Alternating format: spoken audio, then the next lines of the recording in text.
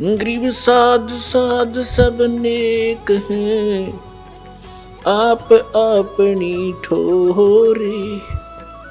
जो सतलोक ले जावेंगे वो साधु कोई और।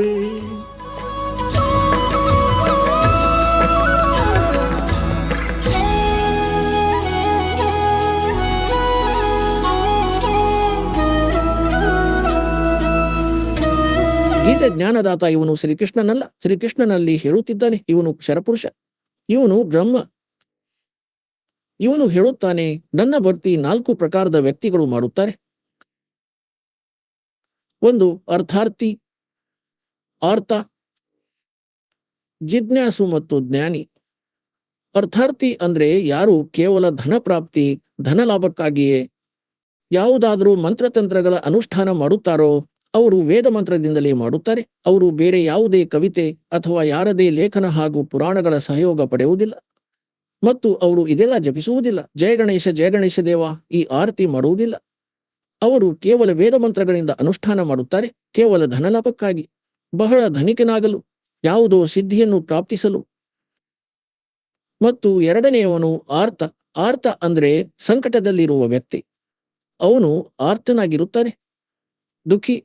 ಅವನು ದುಃಖದ ನಿವಾರಣೆಗಾಗಿಯೂ ಸಹ ಬ್ರಹ್ಮ ಸಾಧಕನು ವೇದ ಮಂತ್ರಗಳನ್ನೇ ಆಧಾರವೆಂದು ನಂಬಿ ಆ ಮಂತ್ರಗಳಿಂದಲೇ ಅನುಷ್ಠಾನ ಮಾಡುತ್ತಿರುತ್ತಾರೆ. ಮತ್ತು ಮೂರನೆಯವರು ಜಿಜ್ಞಾಸು. ಜಿಜ್ಞಾಸು ಅಂದ್ರೆ ಪರಮಾತ್ಮನ ಪ್ರಾಪ್ತಿಗಾಗಿ ಮನೆ ಬಿಟ್ಟು ಹೋಗುತ್ತಾರೆ, ಸಂತರನ್ನು ಹುಡುಕುತ್ತಾರೆ, ಅವರಿಂದ ಜ್ಞಾನ ಪ್ರಾಪ್ತಿಸುತ್ತಾರೆ, ಅವರಿಂದ ಪ್ರಾಪ್ತ ಜ್ಞಾನದಿಂದ ಸ್ವಯಂ ವಕ್ತಾರರಾಗುತ್ತಾರೆ ಮತ್ತು ಅವರು ತಮ್ಮ ಜೀವನವನ್ನು ನಾಶ ಮಾಡಿ ಹೋಗುತ್ತಾರೆ, ಪ್ರಶಂಸೆಯ ಪಾತ್ರರಾಗುತ್ತಾರೆ, ಕಥೆಗಳನ್ನು ನೆನಪಿಟ್ಟುಕೊಳ್ಳುತ್ತಾರೆ. ಜನರು ಯೋಚಿಸುತ್ತಾರೆ ದೊಡ್ಡ ವಿದ್ವಾನನೆಂದು, ಆದರೆ ತನ್ನ ಜೀವನದ ಕಲ್ಯಾಣವಿಲ್ಲ ಮತ್ತು ಬೇರೆಯವರದು ಮಾಡಲಾರನು, ಏಕೆಂದರೆ ಅವರ ಬಳಿ ವಾಸ್ತವಿಕ ಮಂತ್ರವಿಲ್ಲ. ಮತ್ತೇನು ಹೇಳುತ್ತಾರೆ? 4ನೇ ನಂಬರ್ನ ಜ್ಞಾನಿ ಏನಿದ್ದಾರೆ, ಆ ಜ್ಞಾನಿ ಯಾರು? ಜ್ಞಾನಿಯ ಪರಿಭಾಷೆ ಈ ರೀತಿ ಇದೆ: ಯಾರಿಗೆ ಈ ಜ್ಞಾನವಾಯಿತು ಅಂದರೆ ಮಾನವ ಶರೀರ ಕೇವಲ ಪರಮಾತ್ಮನ ಪ್ರಾಪ್ತಿಗಾಗಿ ಸತ್ಯ ಸಾಧನೆ ಮಾಡಿ ಮೋಕ್ಷ ಪಡೆಯುವುದೇ ಇದರ ಉದ್ದೇಶವಾಗಿದೆ, ಬೇರೇನಲ್ಲ. ಉಳಿದಂತೆ ಸಂತಾನೋತ್ಪತ್ತಿ ಅಥವಾ ಪಾಲನೆಗಾಗಿ ಕಾರ್ಯ ಮಾಡುವುದಂತೂ ಇಲ್ಲಿ ನಮ್ಮ ವಿವಶತೆಯಾಗಿದೆ. ಇದಂತೂ ಹಾಗೆ ಆಗುವುದು ಮತ್ತು ಮಾಡಲೇಬೇಕಾಗುತ್ತದೆ. ಆದರೆ ಅವಶ್ಯವಾದದ್ದು ಏನಂದ್ರೆ, ಒಂದೊಮ್ಮೆ ಮನುಷ್ಯ ಜನ್ಮ ಪಡೆದು ಮೋಕ್ಷವಾಗದಿದ್ದರೆ ಯೂಸ್ಲೆಸ್ ಆಗಿದೆ ಈ ಮಾನವ ಶರೀರ. ಪರಮಾತ್ಮನು ಸಹ ತನ್ನ ವಾಣಿಯಲ್ಲಿ, ಸಚ್ಚಿದಾನಂದ ಘನ ಬ್ರಹ್ಮನ ಕವಿರ್ವಾಣಿಯಲ್ಲಿ ಹೇಳುತ್ತಾರೆ, ಮಾನುಷ್ ಜನಂ ಪಾಯಕರ್ ನಹಿ ರಟೆ ಹರಿನಾಮ್ और जैसे कुआ जल बिना फिर बनवाया क्या काम. ಹಾಗಾದ್ರೆ ಯಾರಿಗೆ ಇದು ಗೊತ್ತಾಯಿತು? ಏನಂದ್ರೆ ಪರಮಾತ್ಮ ಹೇಳುತ್ತಾರೆ, ಮನುಷ್ಯ ಜೀವನವನ್ನು ಪಡೆದು ಯಾರು ಭಕ್ತಿ ಮಾಡುವುದಿಲ್ಲೋ, ಹೇಳುತ್ತಾರೆ ರಾಮ್ ರಟತ್ ಕೋಡಿ ಭಲೋ ಚೂಚು ಪಡೆ ಜೋ ಚಾಮ್ और ಸುಂದರ್ ದೇಹಿ ಕಿಸ್ ಕಾಮ ಕಿ ಜಾಮುಖ್ ನಾಯಿ ನಾಮ್. ಮತ್ತು ಇಲ್ಲಿಯ ತನಕ ಹೇಳಿದ್ದಾರೆ, ಜಿವ್ಯಾ ತೋ ವಾಹೆ ಬಲಿ ಜೋ ರಟೆ ಹರಿನಾಮ್ ನಹಿ ತೋ ಕಾಟ್ಗೆ ಫೇಂಕ್ ದಿಯೋ ಹೇ ಮುಖಮೆ ಬಲೋನಾ ಚಾಮ್. ಮತ್ತು ಹೇಳುತ್ತಾರೆ ರಾಮ್ ರಟತ್ ದಾರಿದ್ರ ಫಲ. ದಾರಿದ್ರ ಅಂದ್ರೆ ಬಡವ, ಗರೀಬ್, ನಿರ್ಧನನು. ರಾಮ್ ರಟತ್ ದಾರಿದ್ರ ಭಲ ಟೂಟಿ ಘರ್ ಕಿ ಛಾನ್ और ಸುಂದರ್ ಮಹಲ್ ಕಿಸ್ ಕಾಮ್ ಕೆ ಜಹ ಭಕ್ತಿ ನಹಿ ಭಗವಾನ್. ಅದಕ್ಕೆ ಪರಮಾತ್ಮ ಇಷ್ಟು ಮಹತ್ವವನ್ನು ಕೊಟ್ಟಿದ್ದಾರೆ. ಇದೇ ರೀತಿ ಎಲ್ಲಾ ಸದ್ಗ್ರಂಥಗಳಲ್ಲಿ ಇದು ಪ್ರಮಾಣವಿದೆ. ಮನುಷ್ಯ ಜೀವನ ಪರಮಾತ್ಮನ ಪ್ರಾಪ್ತಿಗಾಗಿ ಮೋಕ್ಷ ಮಾಡಿಕೊಳ್ಳಲು ಶುಭ ಕರ್ಮಗಳನ್ನು ಮಾಡಲು ಪ್ರಾಪ್ತವಾಗುತ್ತದೆ. ಹೀಗೆ ಜ್ಞಾನಿ ಆತ್ಮನಿಗೆ ಇದು ಪೂರ್ತಿ ದೃಢ ನಿಶ್ಚಯವಾಗಿರುತ್ತದೆ. ಜೊತೆಯಲ್ಲಿ ಅವನಿಗೆ ಇದೂ ಸಹ ದೃಢ ನಿಶ್ಚಯವಾಗಿರುತ್ತದೆ, ಈ ಅನ್ಯ ಉಪಾಸನೆ, ದೇವಿ ದೇವತೆಗಳ ಪೂಜೆ, ಬ್ರಹ್ಮ ವಿಷ್ಣು ಮಹೇಶ್ವರ ತನಕದ ಪೂಜೆ ಅಥವಾ ಶ್ರಾದ್ದ ಮಾಡುವುದು ಅಥವಾ ಬೇರೆ ಉಪಾಸನೆಗಳು ನಾವೇನು ಮಾಡುತ್ತೇವೆ, ತೀರ್ಥಾದಿಗಳ ಉಪಾಸನೆ, ಇದು ಮೋಕ್ಷದಾಯಕವಲ್ಲ. ಅವರಿಗೆ ಗೊತ್ತಿದೆ ಪೂರ್ಣ ಪರಮಾತ್ಮನ ಭಕ್ತಿಯಿಂದ ಪೂರ್ಣ ಮೋಕ್ಷವಾಗುತ್ತದೆ ಎಂದು ಮತ್ತು ಅವನ ಭಕ್ತಿಯಿಂದಲೇ ಲಾಭವಾಗುತ್ತದೆ. ಈಗ ಅವನೇನು ಮಾಡುತ್ತಾನೆ? ಗೀತೆಯ ಜ್ಞಾನದಾತನು ಹೇಳುತ್ತಾನೆ, ಜ್ಞಾನಿ ಆತ್ಮ. 4ನೇಯವನು ಜ್ಞಾನಿ ಏನಿದ್ದಾನೆ, ಅವನು ನನಗೆ ಪ್ರಿಯನು ಮತ್ತು ಅವನಿಗೆ ನಾನು ಪ್ರಿಯನು. ಏಕೆಂದ್ರೆ ಅವನು ನನಗೆ ಪ್ರಿಯನು ಏಕೆಂದ್ರೆ ಬ್ರಹ್ಮ ವಿಷ್ಣು ಮಹೇಶನ ಪೂಜೆಯನ್ನು ಬಿಟ್ಟು ಬ್ರಹ್ಮ ಸಾಧನೆಯಲ್ಲಿ ತೊಡಗಿದ್ದಾನೆ. ಉಳಿದವರಿಗಿಂತ ಸ್ವಲ್ಪ ಹೆಚ್ಚು ಲಾಭ ಸಿಗುವುದು ಅವನಿಗೆ. ನಂತರ ಏನು ಹೇಳುತ್ತಾನೆ? ಈ ಎಲ್ಲ ಜ್ಞಾನಿ ಆತ್ಮಗಳಂತೂ ಉದಾರ. ಈ ಜ್ಞಾನಿ ಆತ್ಮಗಳು ಉದಾರವಾಗಿವೆ. ಆದರೆ ಇವರಿಗೆ ತತ್ವದರ್ಶಿ ಸಂತನು ಸಿಗದ ಕಾರಣ 4ನೇ ಅಧ್ಯಾಯದ 32 ಮತ್ತು 34ರಲ್ಲಿ ಯಾರ ವಿವರಣೆಯನ್ನು ಕೊಟ್ಟಿದ್ದಾರೆ, ಆ ತತ್ವದರ್ಶಿ ಸಂತನು ಸಿಗದ ಕಾರಣ ಇವರು ಸ್ವತಃ ತನ್ನಿಂತಾನೇ ನಿಷ್ಕರ್ಷ ತೆಗೆದುಕೊಂಡು ಮತ್ತು ವೇದಗಳನ್ನು ಓದಿ ಇವರು ಓಂ ಮಂತ್ರ ಅಂದರೆ ಬ್ರಹ್ಮನ ಮಂತ್ರವನ್ನು ಪೂರ್ಣ ಪರಮಾತ್ಮನದ್ದೆಂದು ತಿಳಿದರು. ಓಂ ನಾಮದ ಜಪ ವೇದಗಳಿಂದ ಮತ್ತು ಹಠಯೋಗವನ್ನು ಬ್ರಹ್ಮನಿಂದ.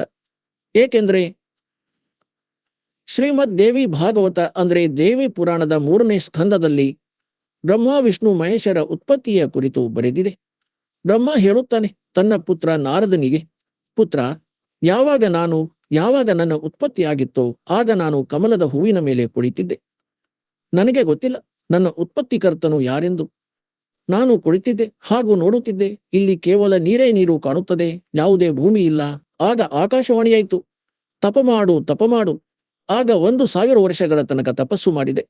ನಂತರ 1,000 ವರ್ಷಗಳ ತಪಸ್ಸನ್ನು ಮಾಡಿದ ಮೇಲೆ ಹೇಳಿದ, ಈಗ ಸೃಷ್ಟಿ ಮಾಡು. ಅಂದ್ರೆ 1000 ವರ್ಷ ತಪಸ್ಸನ್ನು ಮಾಡಿಸಿ ಅವನಲ್ಲಿ ಬ್ಯಾಟರಿ ಚಾರ್ಜ್ ಮಾಡಿದ. ಸಿದ್ಧಿಗಳು ಬಂದವು. ಆ ಇನ್ವರ್ಟರ್ ಚಾರ್ಜ್ ಆಯಿತು ಬ್ರಹ್ಮನದ್ದು ಮತ್ತು ಅವನು ಮುಂದೆ ಉತ್ಪತ್ತಿ ಆರಂಭಿಸಿದನು. ನಂತರ ಅದು ಡಿಸ್ಚಾರ್ಜ್ ಆದಾಗ ಆ ಶಕ್ತಿಯು ಖಾಲಿಯಾಗುತ್ತದೆ. ಅದಕ್ಕೆ ನಂತರ ಅವನ ಮೃತ್ಯುವಾಗುತ್ತದೆ.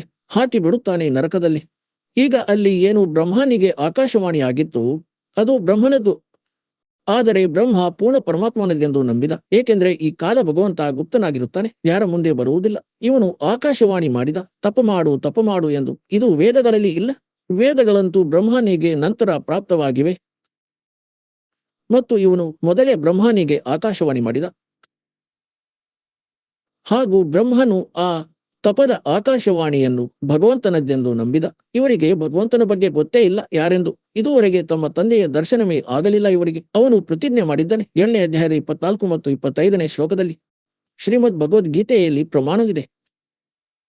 ಅದಕ್ಕೆ ಈ ಎಲ್ಲ ಋಷಿಗಳು ಮತ್ತು ಇನ್ಕ್ಲೂಡಿಂಗ್ ಬ್ರಹ್ಮ ವಿಷ್ಣು ಅಂದರೆ ವಿಷ್ಣು ಮತ್ತು ಶಿವನಿಗೆ ಬ್ರಹ್ಮನಿಂದಲೇ ಜ್ಞಾನ ಪ್ರಾಪ್ತವಾಗಿದೆ. ಇವನನ್ನು ವಿದ್ವಾನನೆಂದು ನಂಬುತ್ತಾರೆ ಇವರು. ವೇದಗಳ ಜ್ಞಾನ ಇವನಿಗಿದೆ ಎಂದು. ಹಾಗಾಗಿ ಇವನು ಓಂ ನಾಮವಂತೂ ವೇದಗಳಿಂದ ಕೊಟ್ಟ ಮತ್ತು ಆಕಾಶವಾಣಿಯನ್ನು ತೆಗೆದುಕೊಂಡ ಯಾವುದನ್ನು ಇವನು ಕೇಳಿದ. ಹಾಗಾಗಿ ಎರಡರ ಮಿಶ್ರಣ ಮಾಡಿ ಇವರು ಸಾಧನೆ ಆರಂಭಿಸುತ್ತಾರೆ. ಎಷ್ಟೆಲ್ಲ ಋಷಿ ಮಹರ್ಷಿಯಾಗಿದ್ದಾರೆ. ಈ ತಪವೇನಿದೆ ಇದಂತೂ ಶಾಸ್ತ್ರವಿಧಿ ತ್ಯಜಿಸಿ ಮನಸ್ಸೆಚ್ಚೆಯ ಆಚರಣೆಯಾಗಿದೆ ಮತ್ತು ಓಮ ಜಪ ಇದು ಶಾಸ್ತ್ರಾನುಕೂಲ ಸಾಧನೆ.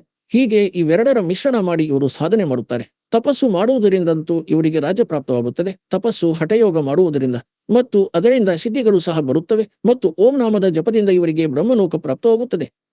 ಆದರೆ ಗೀತೆ ಅಧ್ಯಾಯ 8ರ ಶ್ಲೋಕ 16ರಲ್ಲಿ ಹೇಳಿದ್ದಾನೆ, ಬ್ರಹ್ಮಲೋಕದ ತನಕವೂ ಸಹ ಈ ಎಲ್ಲಾ ಸಾಧಕರು ಪುನರಾವರ್ತಿಯಲ್ಲಿದ್ದಾರೆ, ಜನ್ಮ ಮೃತ್ಯುವಾಗುತ್ತದೆ. ಅದಕ್ಕೆ ಗೀತೆ ಅಧ್ಯಾಯ 15ರ ಶ್ಲೋಕ 4ರಲ್ಲಿ ಹೇಳಿದ್ದಾನೆ, ಆ ತತ್ವದರ್ಶಿ ಸಂತನ ಪ್ರಾಪ್ತಿಯ ಬಳಿಕ ಪರಮೇಶ್ವರನ ಆ ಪರಮ ಪದವಿಯನ್ನು ಹುಡುಕಬೇಕು.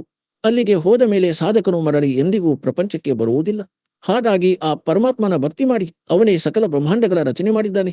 ಆದರೆ ಅದು ಇದರಿಂದ ಈ ಓಂ ನಾಮದ ಜಪದಿಂದ ಅದು ಪ್ರಾಪ್ತವಾಗುವುದಿಲ್ಲ. ಅದಕ್ಕಾಗಿ 17ನೇ ಅಧ್ಯಾಯದ 23ನೇ ಶ್ಲೋಕದಲ್ಲಿ ಹೇಳಿದ್ದಾನೆ, ಅದು 3 ಮಂತ್ರಗಳ ಜಪವಿದೆ. ಅದನ್ನು ತತ್ವದರ್ಶಿ ಸಂತನು ಹೇಳುತ್ತಾನೆ, ಅದರಿಂದ ಆಗುತ್ತದೆ. ಅದಕ್ಕೆ ಇಲ್ಲಿ ಪ್ರಸಂಗ ನಡೆಯುತ್ತಿದೆ.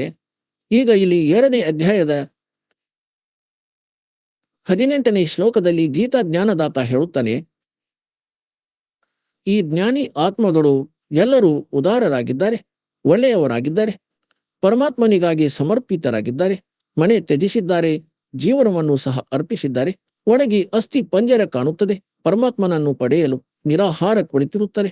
ಆದರೆ ಈ ಉದಾರ ಆತ್ಮಗಳು ನನ್ನ ಅನುತ್ತಮ ಗತಿಯಲ್ಲಿ ಶರಪುರುಷ ಗೀತೆ ಜ್ಞಾನದಾತ ಶರಪುರುಷನು ಹೇಳುತ್ತಾನೆ, ಜನ್ಮ ಮೃತ್ಯುವಂತೂ ನಮ್ಮಿಬ್ಬರದು. ಅರ್ಜುನ, ನಿನ್ನದು ಸಹ ಆಗುವುದು, ನನ್ನದು ಸಹ ಆಗುವುದು ಮತ್ತು ಯುದ್ಧ ಕೂಡ ಮಾಡಬೇಕಾಗುತ್ತದೆ. ಶಾಂತಿಯಾಗಲಾರದು. ಶಾಶ್ವತ ಸ್ಥಾನ ನನ್ನ ಸಾಧನೆಯಿಂದ ಪ್ರಾಪ್ತವಾಗಲಾರದು. ಅದನ್ನಂತೂ ತತ್ವದರ್ಶಿ ಸಂತನು ಹೇಳುತ್ತಾರೆ, ಅವರಿಂದ ಕೇಳು. ಆದರೆ ತತ್ವದರ್ಶಿ ಸಂತನು ಸಿಗದ ಕಾರಣ ಹೇಳುತ್ತಾನೆ, ಈ ಜ್ಞಾನಿ ಆತ್ಮಗಳು ಉದಾರವಾಗಿವೆ, ಇವರು ಒಳ್ಳೆಯ ಆತ್ಮಗಳಾಗಿವೆ, ಪರಮಾತ್ಮನಿಗಾಗಿ ಸಮರ್ಪಿತರು. ತತ್ವದರ್ಶಿ ಸಂತನ ಅಭಾವದಿಂದ ಇವರು ನನ್ನ ಅಂದ್ರೆ ಬ್ರಹ್ಮನ ಸಾಧನೆ ಅನುತ್ತಮಾಂ ಅತಿ ಅಶ್ರೇಷ್ಠ ಕೀಳಮಟ್ಟದ ಸಾಧನೆಯಲ್ಲಿ ಕೀಳಮಟ್ಟದ ಗತಿಯಲ್ಲಿಯೇ ಆಶ್ರಿತರಾಗಿ ಉಳಿದರು. ಕೆಳಮಟ್ಟದ ಗತಿ ಅಂದ್ರೆ ಜನ್ಮ ಮೃತ್ಯು ಎಲ್ಲಿಯ ತನಕ ನಾಶವಾಗುವುದಿಲ್ಲವೋ, ಶಾಶ್ವತ ಸ್ಥಾನ ಸಿಗದಿದ್ದರೆ ಆ ಸಾಧನೆ, ಆ ಗತಿ ಅಂದ್ರೆ ಆ ಸ್ಥಾನವೂ ಸಹ ಯೂಸ್ಲೆಸ್ ಆಗಿದೆ, ಆ ಗತಿಯೂ ಸಹ ಅನುತ್ತಮವಾಗಿದೆ. ಮತ್ತು ಇವರ ಬುದ್ಧಿ ಇಲ್ಲಿ ಸ್ಲಿಪ್ ಆಯಿತು. ಇಂದು ಇಲ್ಲಿಂದ ಸ್ಟಾರ್ಟ್ ಆಗಿತ್ತು ಪ್ರವಚನ. ಅಂದ್ರೆ ಎಷ್ಟೆಲ್ಲ ಇವರು ಪರಮಾತ್ಮ ಅನುವಾದ ಕೂಡ ಇವರಿಂದಲೇ ಮಾಡಿಸಿದರು. ಮತ್ತು ಎಲ್ಲಿ ಇವರ ಬುದ್ಧಿ ಕೆಲಸ ಮಾಡಲಿಲ್ಲ, ಎಲ್ಲಿ ಇವರ ಬುದ್ಧಿ ಸ್ಲಿಪ್ ಆಯಿತು, ಅಲ್ಲಿ ಅರ್ಥದ ಅನರ್ಥ ಮಾಡಿದರು. ಉದಾಹರಣೆಗಾಗಿ 7ನೇ ಅಧ್ಯಾಯದ 18ನೇ ಶ್ಲೋಕವಿದೆ. ಅನುತ್ತಮ್ ಶಬ್ದವಿದೆ. ಅನುತ್ತಮಾಂ, ಅನುತ್ತಮ್, ಅನುತ್ತಮಾಂ ಅಂದ್ರೆ ಅತ್ಯಂತ ಅಶ್ರೇಷ್ಠ, ಪೂರ್ತಿ ಕೇಳಮಟ್ಟದ್ದು ಅನುತ್ತಮಂ ಪದದ ಅರ್ಥವಾಗುತ್ತದೆ. ಮತ್ತು ಉಚ್ಚತಮಂ ಅಂದ್ರೆ ಸರ್ವೋಚ್ಚ, ಮತ್ತು ಅನುತ್ತಮಂ ಅನುತ್ತಮಂ ಅಂದ್ರೆ ಅತ್ಯಂತ ಕೇಳಮಟ್ಟದೆಂದು ಆಗಬೇಕು. ಆದರೆ ಇವರು ಇಲ್ಲಿ ಮಾಡಿದರು, ಭಗವಂತನು ತನ್ನ ಸಾಧನೆಯನ್ನು, ಏಕೆಂದರೆ ಶ್ರೀಕೃಷ್ಣನನ್ನು ಸುಪ್ರೀಂ ಪವರ್ ಎಂದು ನಂಬಿದರು. ವಿಷ್ಣುವನ್ನು ತನ್ನ ಸಾಧನೆಯನ್ನು ಅನುತ್ತಮವೆಂದು ಹೇಗೆ ಹೇಳುವನು, ಅಶ್ರೇಷ್ಠವೆಂದು ಹೇಗೆ ಹೇಳುವನು? ಅದಕ್ಕಾಗಿ ಇವರು ಶಬ್ದಾರ್ಥವನ್ನು ಬದಲಿಸಿದರು, ಅನರ್ಥ ಮಾಡಿದರು. ಇವನು ಹೇಳುತ್ತಿದ್ದಾನೆ, ನನ್ನ ಸಾಧನೆಯೂ ಸಹ ಅನುತ್ತಮವಾಗಿದೆ, ಜನ್ಮ ಮೃತ್ಯು ಸಮಾಪ್ತವಾಗಲಾರದು, ಯುದ್ಧವಂತೂ ಅರ್ಜುನ ಮಾಡಲೇಬೇಕು, ಯುದ್ಧವಿದ್ದಲ್ಲಿ ಶಾಂತಿ ಹೇಗೆ? ಹಾಗೂ 18ನೇ ಅಧ್ಯಾಯದ 62ನೇ ಶ್ಲೋಕದಲ್ಲಿ ವರ್ಣಿತ ಆ ಶಾಶ್ವತ ಸ್ಥಾನ ಮತ್ತು ಪರಮಶಾಂತಿ ಈ ಬ್ರಹ್ಮನ ಸಾಧನೆಯಿಂದ ಪ್ರಾಪ್ತವಾಗಲಾರದು. ಇದಕ್ಕೆ 7ನೇ ಅಧ್ಯಾಯದ 18ನೇ ಶ್ಲೋಕದಲ್ಲಿ ತನ್ನ ಗತಿಯನ್ನೂ ಸಹ ಅತಿ ಅಶ್ರೇಷ್ಠ ಕೇಳಮಟ್ಟದ್ದೆಂದು ಹೇಳುತ್ತಾನೆ. ಮತ್ತು ತಕ್ಷಣವೇ 7ನೇ ಅಧ್ಯಾಯದ 19ನೇ ಶ್ಲೋಕದಲ್ಲಿ ಏನು ಹೇಳುತ್ತಾನೆ? ಬಹುನಾಂ ಜನ್ಮನಾಂ ಅಂತಿ ಜ್ಞಾನವಾನ್ ಮಾಂ ಪ್ರಪದ್ಯತೆ. ಬಹುನಾಂ ಜನ್ಮನಾಂ ಅಂದರೆ ಬಹಳಷ್ಟು ಜನ್ಮಗಳ ಅಂತ್ಯದಲ್ಲಿ ಈ ಜ್ಞಾನಿ ಆತ್ಮ, ಜ್ಞಾನವಾನ್ ಮಾಂ ಪ್ರಪದ್ಯತೆ, ನನ್ನ ಅಂದ್ರೆ ಬ್ರಹ್ಮನ ಸಾಧನೆ ಮಾಡುತ್ತಾರೆ. ಯಾರೋ ವಿರಳ, ಇಲ್ಲದಿದ್ದರೆ ಕೆಳಗಿನ ಸಾಧನೆಯನ್ನು ಮಾಡುತ್ತಾರೆ. ದೇವಿ ದೇವತೆ, ಭೂತಪಿತ್ರ ಇತ್ಯಾದಿಗಳಲ್ಲಿ ಸಿಲುಕಿರುತ್ತಾರೆ, ತೀರ್ಥ ವೃತ್ತಗಳಲ್ಲಿ ತೊಡಗಿರುತ್ತಾರೆ. ಇಲ್ಲಿ ಹೇಳುತ್ತಾನೆ, ಬಹುನಾಂ ಜನ್ಮಾನಾಂ ಅಂತೆ ಜ್ಞಾನವಾನ್ ಮಾಂ ಪ್ರಪದ್ಯತೆ. ಮತ್ತು ವಾಸುದೇವ ಸರ್ವಂ ಇತಿ ಸ ಮಹಾತ್ಮಾಸು ದುರ್ಲಭ. ಹೊಯ್ ಏನು ಹೇಳುತ್ತಾನೆ ಗೀತಾ ಜ್ಞಾನದಾತ? ಅಂದ್ರೆ ವಾಸುದೇವನೇ ಸರ್ವಂ, ಎಲ್ಲವೂ ಆಗಿದ್ದಾನೆ. ವಾಸುದೇವನೇ ಎಲ್ಲವೂ ಆಗಿರುವನು. ಇದನ್ನು ಹೇಳುವ ಮಹಾತ್ಮನು ದೊರೆಯುವುದು ಬಹಳ ದುರ್ಲಭ. ವಾಸುದೇವನು ಯಾರಾಗಿದ್ದಾನೆ? ವಾಸುದೇವನ ಅರ್ಥವಾಗಿದೆ ಸರ್ವವ್ಯಾಪಿ ಮತ್ತು ಸರ್ವ ಸಮರ್ಥ. ಯಾರದ್ದು ಎಲ್ಲರ ಮೇಲೆ ಅಧಿಪತ್ಯವಿರುವುದೋ ಅವನನ್ನು ವಾಸುದೇವನೆಂದು ಕರೆಯುತ್ತಾರೆ. ಶ್ರೀಕೃಷ್ಣ ವಾಸುದೇವನಾಗಿರಲಿಲ್ಲ, ಅವನಂತೂ ವಾಸುದೇವನ ಮಗನಾಗಿದ್ದ. ಅವನ ತಂದೆಯ ಹೆಸರಿತ್ತು ವಾಸುದೇವ. ಈಗ ಯಾರಾದರೂ ತನ್ನ ಮಗನ ಹೆಸರನ್ನು ವಿಷ್ಣುವೆಂದು ಇಟ್ಟುಕೊಂಡರೆ ಅವನು ತ್ರಿಲೋಕಿನಾಥ ಆಗುವನ? ಹೀಗೆ ಅವನು ವಾಸುದೇವನ ಪುತ್ರನಿದ್ದ. ಶ್ರೀಕೃಷ್ಣ ವಾಸುದೇವನಾಗಿರಲಿಲ್ಲ. ಬೇಕಾದರೆ ಅವರೆಷ್ಟೇ ಕರೆಯಲಿ ವಾಸುದೇವನೆಂದು, ಅವರು ವಾಸುದೇವನಾಗಿರಲಿಲ್ಲ. ವಾಸುದೇವನ ಅರ್ಥವಿದೆ ವೇದಗಳಲ್ಲಿ. ಯಾರು ಸರ್ವ ಸೃಷ್ಟ, ಸರ್ವ ಉತ್ಪಾದಕನೋ ಮತ್ತು ಯಾರದ್ದು ಎಲ್ಲರ ಮೇಲೆ ಅಧಿಪತ್ಯ, ಕಂಟ್ರೋಲ್ ಇದೆ, ಎಲ್ಲರ ಶಾಸಕನು, ಅಂದ್ರೆ ಸಂಪೂರ್ಣ ವಿಶ್ವದಲ್ಲಿ ಯಾರ ವಾಸವಿದೆಯೋ ಅವನ ಅಧಿಕಾರದಲ್ಲಿ ಎಲ್ಲರೂ ಬರುತ್ತಾರೆ. ಸ ವಾಸುದೇವ, ಅವನಾಗಿದ್ದಾನೆ ವಾಸುದೇವ. ಈಗಷ್ಟೇ ನಿಮಗೆ ಪ್ರಾರಂಭದಲ್ಲಿ ಹೇಳಿದ್ದೆ, ಸತ್ಸಂಗದ ಪ್ರಾರಂಭದಲ್ಲಿ ಕ್ಷರಪುರುಷ ಏನಿದ್ದಾನೆ ಗೀತೆ ಜ್ಞಾನ ಹೇಳುತ್ತಿದ್ದಾನೆ. 7ನೇ ಅಧ್ಯಾಯದ 18 ಮತ್ತು 19ನೇ ಶ್ಲೋಕದಲ್ಲಿ ಅವನಾಗಿದ್ದಾನೆ ಕ್ಷರಪುರುಷ, ಮತ್ತು ಅವನು 21 ಬ್ರಹ್ಮಾಂಡಗಳ ಸ್ವಾಮಿ. ಗೀತೆ ಅಧ್ಯಾಯ 15ರ ಶ್ಲೋಕ 16, 17ರಲ್ಲಿ 3 ಪುರುಷರಿದ್ದಾರೆ, ಕ್ಷರಪುರುಷ, ಅಕ್ಷರಪುರುಷ ಮತ್ತು ಆ ಮೂರನೆಯವನು 8ನೇ ಅಧ್ಯಾಯದ 3ನೇ ಶ್ಲೋಕದಲ್ಲಿ ಪರಂ ಅಕ್ಷರ ಬ್ರಹ್ಮನೆಂದು ಹೇಳಿದ್ದಾನೆ. ಗೀತೆಯ 15ನೇ ಅಧ್ಯಾಯದ 17ನೇ ಶ್ಲೋಕದಲ್ಲಿ ಆ ಪರಂ ಅಕ್ಷರ ಬ್ರಹ್ಮನ ಕಡೆ ಸಂಕೇತವಿದೆ. ಉತ್ತಮ ಪುರುಷತು ಅನ್ಯ ಪರಮಾತ್ಮ ಇತಿ ಉದಾಹರ್ಥ ಯ ಲೋಕತ್ರಯಂ ಅವಿಶ್ಯ ವಿಭರ್ತಿ ಅವೇ ಈಶ್ವರ. ಈಗ ಪ್ರಸಂಗ ನಡೆಯುತ್ತಿದೆ. ಈ ಕ್ಷರಪುರುಷ ಇವನು 21 ಬ್ರಹ್ಮಾಂಡಗಳ ಸ್ವಾಮಿ. ಅಕ್ಷರ ಪುರುಷನು 7 ಸಂಖ ಬ್ರಹ್ಮಾಂಡಗಳ ಸ್ವಾಮಿ. ಇಷ್ಟೇ ಇವನು ಪ್ರಭು, ಸ್ವಾಮಿಯಾಗಿದ್ದಾನೆ. ವಾಸುದೇವನಲ್ಲ, ಎಲ್ಲರ ಮೇಲೆ ಮಾಲೀಕನಾಗಿಲ್ಲ, ಎಲ್ಲರ ಮೇಲೆ ಇವನ ವಾಸವಿಲ್ಲ. ಮತ್ತು ಮೂರನೆಯವನು ಪರಂ ಅಕ್ಷರ ಬ್ರಹ್ಮನು, ಅವನಾಗಿದ್ದಾನೆ ವಾಸುದೇವ. ಓವರ್ ಆಲ್ ಕಂಟ್ರೋಲ್, ಅಸಂಖ್ಯ ಬ್ರಹ್ಮಾಂಡಗಳ ಸ್ವಾಮಿ. अनंत कोटि ब्रह्मांड का एक रति नहीं भार, सतगुरु पुरुष कबीर है एक कुल के सृजनहार। हम सुल्तानी नानक तारे दादू को उपदेश दिया, जात जुलाहा भेद न पाया वो काशी माहे कबीर हुआ. ಅವನು ವಾಸುದೇವನಾಗಿದ್ದಾನೆ. ಈಗ ಇಲ್ಲಿ 7ನೇ ಅಧ್ಯಾಯದ 19ನೇ ಶ್ಲೋಕದ ಸಾರಾಂಶವೇನಿದೆ? ಅವನು ಏನು ಹೇಳುತ್ತಾನೆ ಗೀತಾ ಜ್ಞಾನದಾತ? ಬಹುನಾಂ ಜನ್ಮನಾಂ ಅಂತೆ, ಬಹಳಷ್ಟು ಜನ್ಮಗಳಾಗಿ ಯಾವುದೋ ಅಂತಿಮ ಜನ್ಮದಲ್ಲಿ ಜ್ಞಾನವಾನ್ ಅಂದ್ರೆ ಜ್ಞಾನಿ ಆತ್ಮ, ಮಾಂ ಪ್ರಪದ್ಯತೆ, ನನ್ನ ಭಕ್ತಿ ಮಾಡುತ್ತಾರೆ, ನನ್ನ ಪೂಜೆ ಮಾಡುತ್ತಾರೆ. ಮತ್ತು ವಾಸುದೇವ ಸರ್ವಮಿತಿ ಸ ಮಹಾತ್ಮಾಸು ದುರ್ಲಭ, ಇಲ್ಲಿಯೂ ಸಹ ಅನರ್ಥ ಮಾಡಿದ್ದಾರೆ ಇವರು ಅನುವಾದದಲ್ಲಿ. ಅಂದರೆ ಶ್ರೀಕೃಷ್ಣನು ಹೇಳುತ್ತಿದ್ದಾನೆ, ನಾನು ವಾಸುದೇವನೆಂದು, ಮತ್ತು ನನ್ನನ್ನು ತಿಳಿದವನು ಬಹಳ ವಿರಳವಾಗಿ ದೊರೆಯುತ್ತಾನೆ. ಶ್ರೀಕೃಷ್ಣನ ಬಗ್ಗೆ ಎಲ್ಲರಿಗೂ ಗೊತ್ತಿದೆ, ಚಿಕ್ಕ ಬಾಲಕರಿಗೂ ಗೊತ್ತಿದೆ. ಈಗ ಹೇಳುವ ಭಾವವೇನೆಂದರೆ, ಅವನು ಇದನ್ನು ಹೇಳುತ್ತಿದ್ದಾನೆ. ಯಾರು ಅಂದರೆ ಯಾವ ಸಂತನು ಇದನ್ನು ಹೇಳುತ್ತಾನೋ, ವಾಸುದೇವನೇ ಸರ್ವಂ, ಇವನೇ ಪೂರ್ಣ ಪರಮಾತ್ಮನು, ಇವನೇ ಪೂರ್ಣ ಮೋಕ್ಷದಾಯಕನು, ಇವನ ಸಾಧನೆಯಿಂದಲೇ ಶಾಶ್ವತ ಸ್ಥಾನ ಪ್ರಾಪ್ತವಾಗುತ್ತದೆ, ಮತ್ತು ಇವನು ಪಾಪನಾಶಕನು, ಇವನು ಸರ್ವ ಅಂದರೆ ಎಲ್ಲ ಬ್ರಹ್ಮಾಂಡಗಳ ಕುಲದ ಮಾಲೀಕನಾಗಿದ್ದಾನೆ. ಇದನ್ನು ಹೇಳುವ ಮಹಾತ್ಮ ಸಿಗುವುದು ಬಹಳ ದುರ್ಲಭ. ಹೊಯ್ ಹೊಯ್.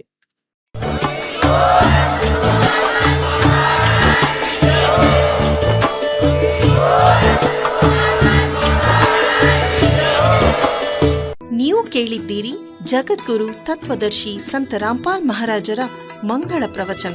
ಹೆಚ್ಚಿನ ಮಾಹಿತಿಗಾಗಿ ವಿಸಿಟ್ ಮಾಡಿ ನಮ್ಮ ವೆಬ್ಸೈಟ್ www.jagadguru-rampalji.org. ಸಂತ ರಾಮ್ಪಾಲ್ ಮಹಾರಾಜರ ಶುಭ ಆಶೀರ್ವಾದದಿಂದ ಇಡೀ ವಿಶ್ವದಲ್ಲಿ 500ಕ್ಕೂ ಹೆಚ್ಚು ನಾಮದೀಕ್ಷಾ ಕೇಂದ್ರಗಳಿವೆ. ಇದರಲ್ಲಿ ಸಂತ ರಾಮ್ಪಾಲ್ ಮಹಾರಾಜರಿಂದ ನಿಶುಲ್ಕವಾಗಿ ಆನ್ಲೈನ್ ನಾಮದೀಕ್ಷೆ ಕೊಡಲಾಗುತ್ತಿದೆ.